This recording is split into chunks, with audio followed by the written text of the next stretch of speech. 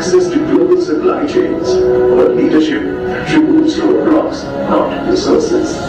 This year, the global business community gathers here to lead, to collaborate, to build what's next faster. This November 14th and 15th, join us at the CII Partnership Summit 2025 in Visakhapatnam. Companies driven by speed choose Andhra Pradesh.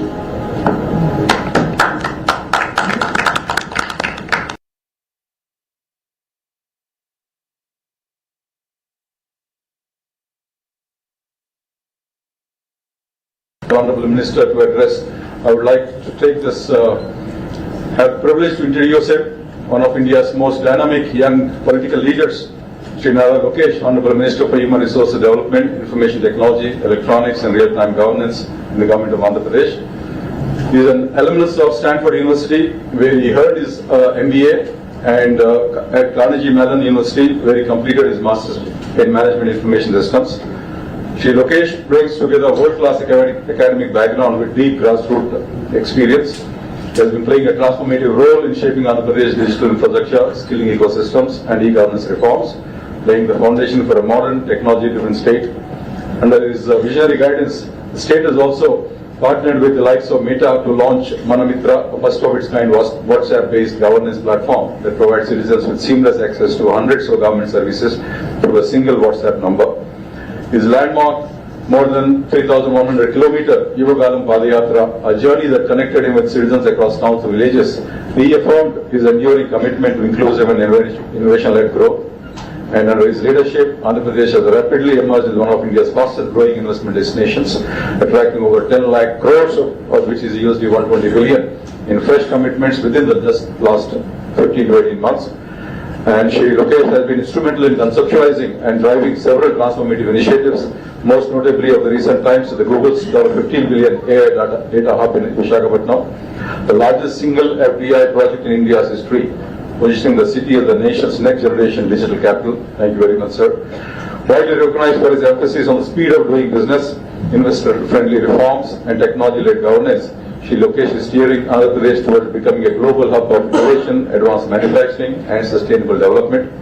Ladies and gentlemen, please join me in welcoming a visionary reformer, a champion of innovation, a leader shaping the future of Andhra Pradesh, Sri Lokesh. Thank you.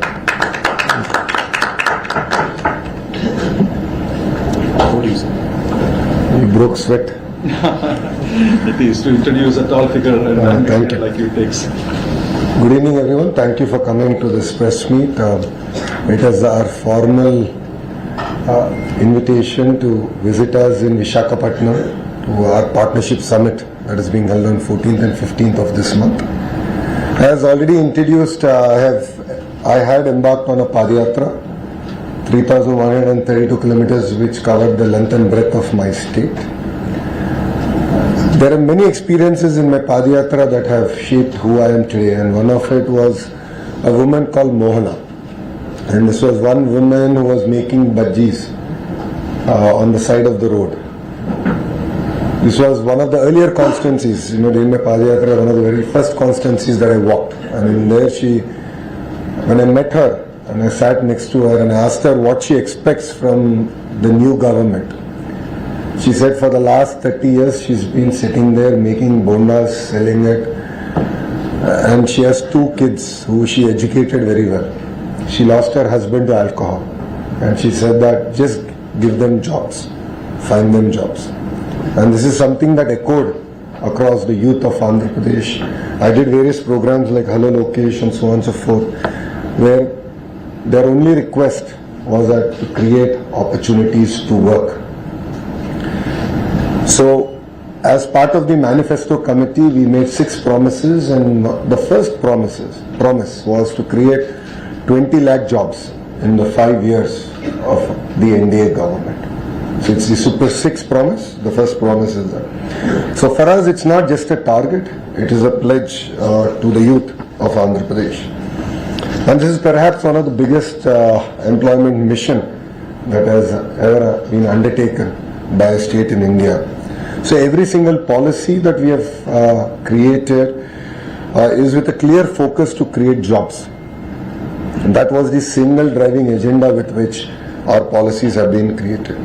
So if you look at it in the last 16 months, we've had firm commitments of $120 billion worth of investments. So these are not MOUs that we have signed and forgotten. In fact, quite a few of them we haven't even signed an MOU. So one great example of it is ArcelorMittal. They're going to build India's largest steel plant in already a steel city called Visakhapatnam. South of Visakhapatnam, they're building a steel plant, and we have no MOU with ArcelorMittal. And it got concluded. The entire understanding with Aditya Mittal and I got concluded over a Zoom call. And the second example of it is, of course, Google, which is India's largest FDI investment ever. And that's again coming to Visakhapatnam, our data city. So that's a testimony of how we have attracted global investments. Even if you look at solar manufacturing, out of the top 10 manufacturers in India, 5 of them are setting up their manufacturing plants in Andhra Pradesh. This is in the Rayalaseema part of Andhra Pradesh.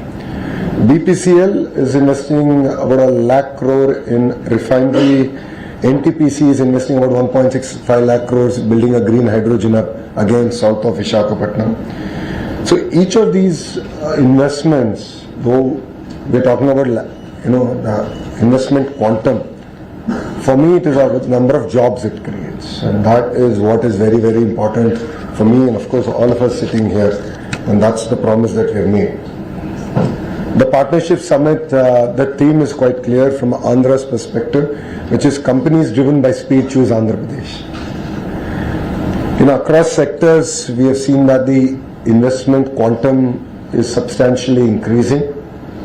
Even homegrown companies are investing, even medium-sized companies are investing north of 1,000 crores in capital expansion, new location. Even a 6 months delay, even a 3 month delay, even a month delay changes their entire business plan. In some cases, it makes it unviable. So speed is the most important thing that is driving investments today here in Andhra Pradesh.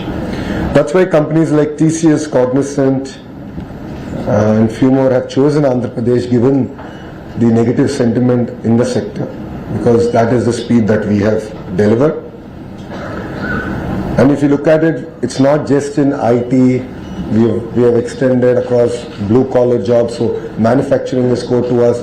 Hospitality is also very, very important. We are one of the very first states to recognize tourism as an industry and give it that status. And the target given by our Honorable Chief Minister is to create 50,000 rooms over the next 3.5 years, because we have finished 1.5 year of a term. So far we have signed about 8,500 keys. The rest we will also complete. So speed is what defines Andhra Pradesh today, and that I believe is our competitive advantage. So a lot of people ask me, why Andhra Pradesh? I'll give you 3 distinct reasons. First one, I think I've spoken about it quite a bit. Our branding is quite clear. Speed. Second is our leader. Mr. Naidu is a leader who has a clear track record of creating new ecosystems, building new cities. So we have an amazing brand, Babu, and we don't hesitate to use it to the maximum extent possible. Please also understand that all the companies that we have grounded are because of the relationships that he has built over the last 4.5 decades of his political career. So these are relationships that we've leveraged, we've worked on, we've interacted, and we're able to ground such amazing companies to Andhra Pradesh.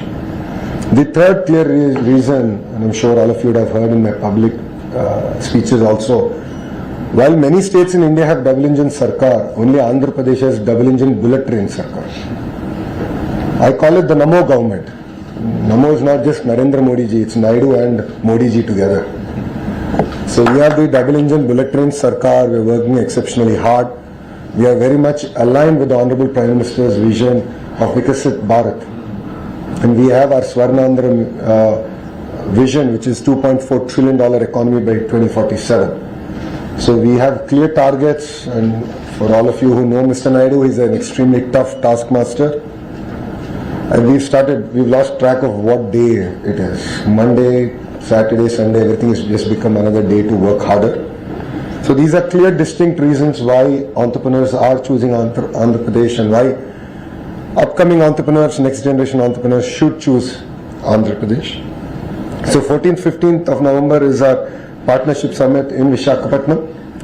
Thanks to CII for giving Andhra Pradesh the opportunity again. CII and Mr. Naidu have a very, very deep relation. It goes back to the early 90s. If you look at the first sustainable building that we have built in Hyderabad, to various partnership summits that we have done together, I think more than 50% of the partnership summits, close to I think 50% of the partnership summits that CII has held has been with Andhra Pradesh, combined Andhra Pradesh, now also bifurcated Andhra Pradesh. So I'd like to thank CII for giving us the opportunity to do it. And why do we call this partnership summit? So it's an opportunity for investors, policy makers, government, and people to come together to look at what are the next generation opportunities. So what are the opportunities in sectors like quantum, AI, material sciences? What are those opportunities that present? And that's what makes it very unique. Yes, there will be MOU signings, and all MOUs are vetted. All these MOUs will be grounded in 12 months flat. So we expect to sign north of about 410 MOUs in addition to about $120 billion worth of investment. So 120 is already done. This is the next $120 billion. These will create close to 7.5 lakh jobs in the state of Andhra Pradesh. So we are looking at investments across sectors, and this will continue to drive the entire relationship together.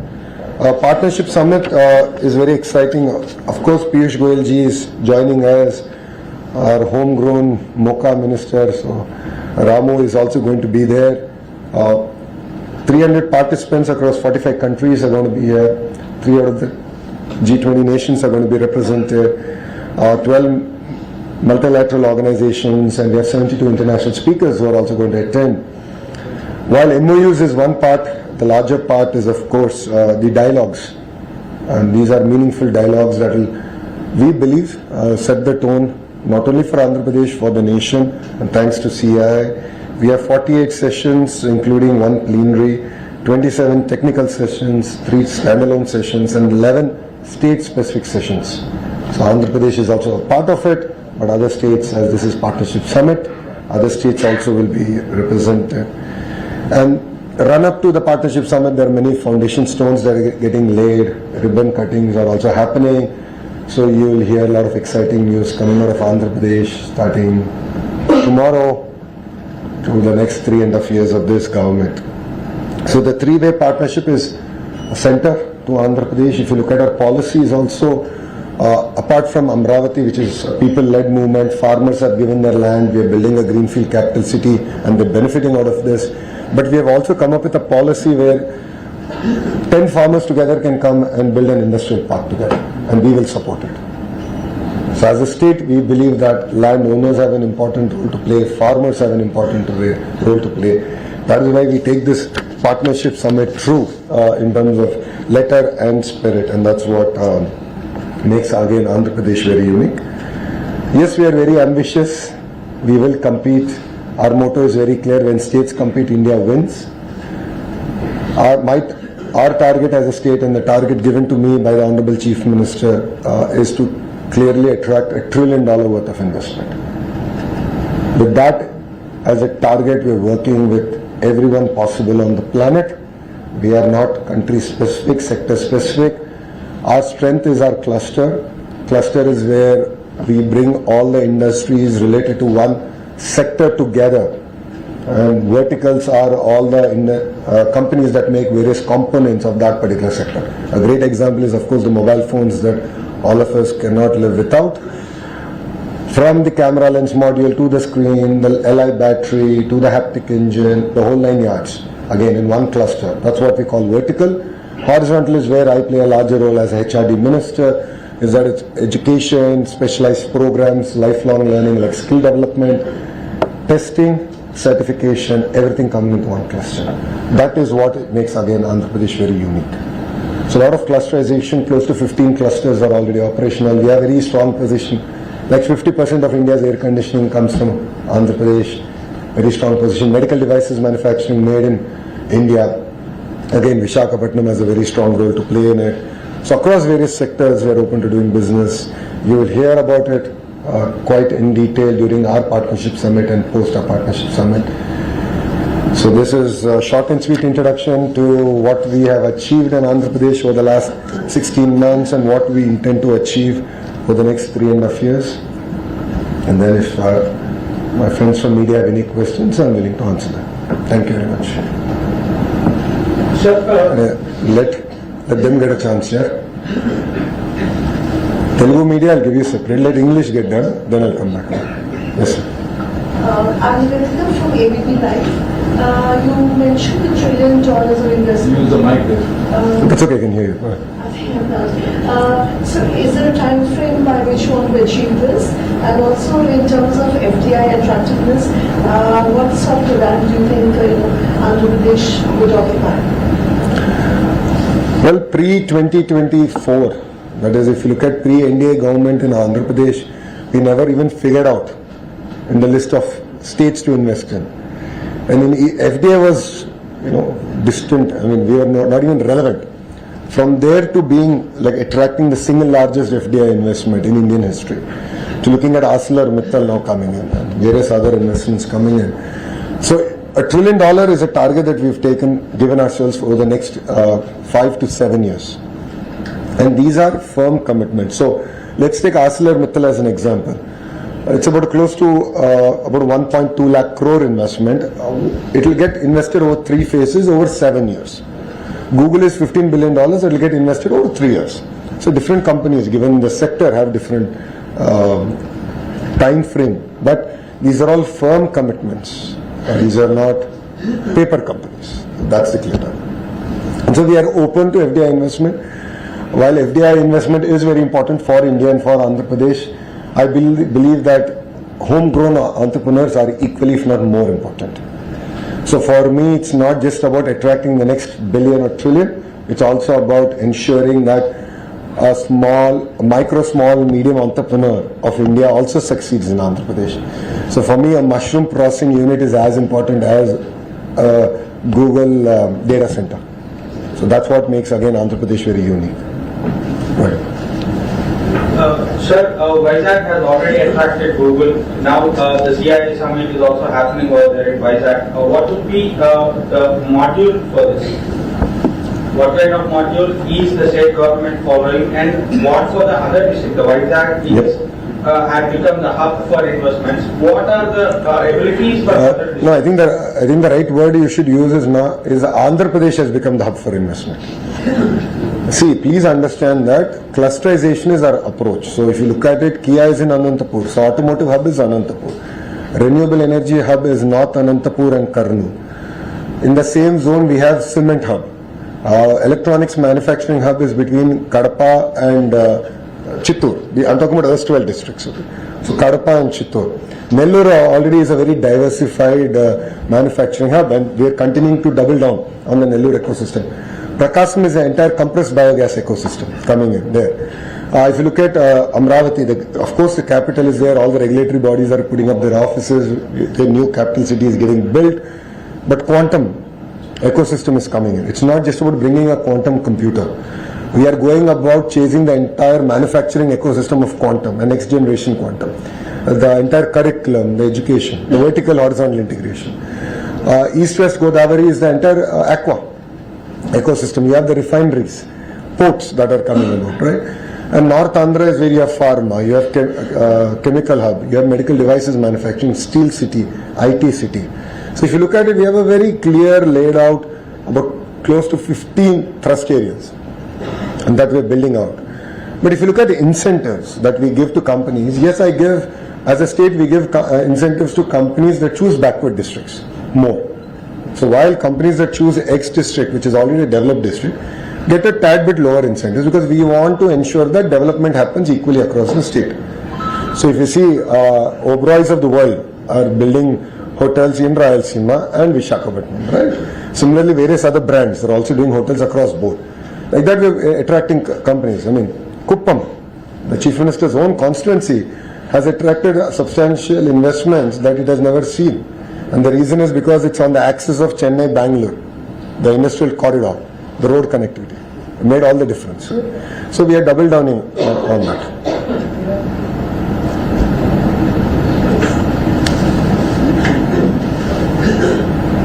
Hi sir, I'm Sunita from ET now. I just have a couple of questions. You mentioned about giving entrepreneurs a push. What specifically are you doing to sort of integrate MSMEs into this huge investment boost that the state is going to expect? You also spoke about electronics manufacturing being one of the sectors. In terms of the kind of investments that we can look forward to from global debt, will you be able to give a sense of that? And lastly, you also spoke about $120 billion worth of investment commitments. How much of these commitments could come from, neighboring countries as far as India is concerned, for instance, China, Vietnam? So your first question was around MSME. Sorry, I don't have a pen. We're in a digital age era, so I'm not able to write it down. Can I borrow a pen, please? Thank you. So first was about MSME. Sorry, your second one was global breakup, and third one was neighboring. Okay. So regarding MSMEs, right? So we've restarted our entire startup ecosystem. Last 5 years was the bad 5 years for our state, and you know why. So we've restarted our entire ecosystem under the name of Ratan Tata Ji. So it's called the Ratan Tata Innovation Hub, which is based out of Amravati, and there are nodes that go to close to 5 nodes that go to the important districts. There we have specific programs for MSMEs. And we are working with various other organizations, including CII and so on and so forth, on how do you take a 5,000 rupee business and make it a 50,000 rupee business? How do you make a 50,000 rupee business to a 5 lakh rupee business? This is possible when you have mentoring, number one. Number two, when you have educational institutions who are giving a lot of input to the entrepreneurs who are based out of there. So each of these have entrepreneurs leading it. There's next generation entrepreneurs who are part of it. You have educational institutions that have tied to it, and we are in the process of course, raising the money required to also nurture and invest in these startups. So we are sort of rebuilding that entire ecosystem, and that's something that we have done. Where greater impetus is there to MSME. First. Second, I think we're one of the very first states, one of the very few states where every assembly constituency, we have an MSME park. It was yesterday that the Honorable Chief Minister launched the entire initiative. I think phase 1, close to 58 constituencies is where we have an MSME park. Just focus on MSME. So it's about someone who needs 500 square yards to about an acre. So these are and they create maximum number of jobs. So we totally understand that. And it's also aimed at promoting local entrepreneurs. So these MSME parks are about entrepreneurs in that particular constituency, or entrepreneurs from other constituency who want to be part of that ecosystem, that cluster. So MSMEs, it's very close to our heart. When in spirit, we're actually implementing our MSME outlook. In terms of investments, that's between domestic and global. I would request you to give me 2 more days. This is merely a curtain raiser. I won't be able to. The entire movie will only get played out on the 14th and 15th. Yaar, 120 billion thodi teaser hai na yaar. You're asking a lot more.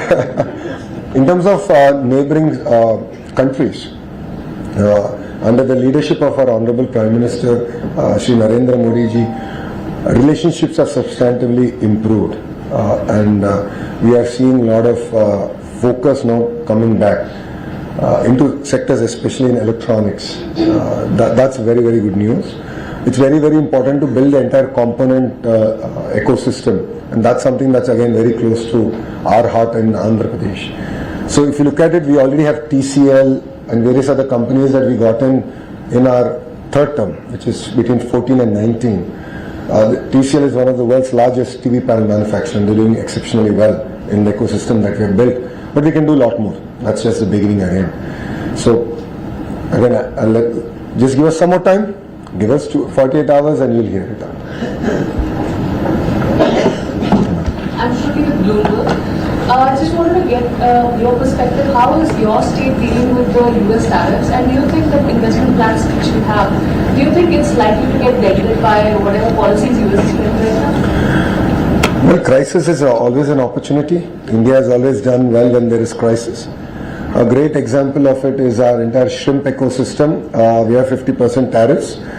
Our closest competitor is Ecuador, which has 16% tariffs, so there's a difference there of close to 34%. In that, I've sat personally with the sector because I'm the chair of the group of ministers to create 20 lakh jobs.